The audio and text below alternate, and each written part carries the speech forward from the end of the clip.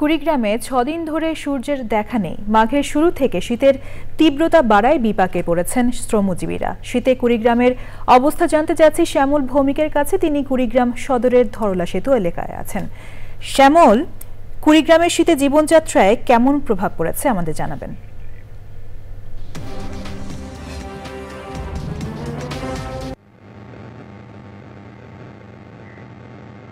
হ্যাঁ জি আলাভি, আপনি যেমনটি বলছিলেন, আসলে মাঘের শুরু থেকেই কিন্তু কুড়িগ্রামে শীতের তীব্রতা অনেকাংশেই বৃদ্ধি পেয়েছে। একটি প্রবাদ আছে না যে মাঘের শীতে বাঘ পালায়, এই অবস্থা আসলে কুড়িগ্রামে অনেকটা। তা আমরা দেখতে পাচ্ছি যে কয়েকদিন ধরে যে অবস্থা সৃষ্টি হয়েছে, সূর্যের দেখা না মেলার কারণে শ্রমজীবী মানুষরা কিন্তু ঘরের বাইরে বের হতে পারছে না। আর আপনাকে জানিয়ে রাখতে চাই যে এখন বোরো চারা লাগানোর মূল মৌসুম।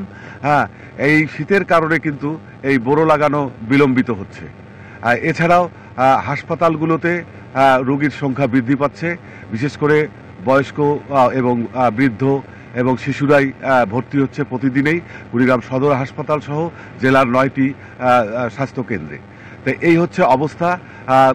জেলা প্রশাসনের পক্ষ থেকে কিন্তু 36,000 কম্বল বিতরণ করা হয়েছে, তা যা প্রয়োজনের তুলনায় অপ্রতুল।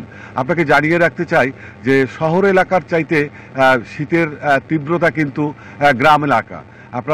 আমাদের যেমন 16টি নদ নদী বেষ্টিত যে 303 শতাধিক যে চর রয়েছে, এই সব চরের মানুষ কিন্তু সবচাইতে বেশি শীত কষ্টে ভোগে এবং তাদের কিন্তু শীত নিবারণের জন্য গরম কাপড় কেনারও তেমন একটা সামর্থ্য নেই। অন্যান্যবার আসলে সরকারের পাশাপাশি বিভিন্ন এনজিও সামাজিক প্রতিষ্ঠানগুলো এগিয়ে আসলেও এবার কিন্তু তেমন একটা চোখে পড়ছে না। তো এই হচ্ছে কুড়িগ্রামের শীত পরিস্থিতির সর্বশেষ অবস্থা।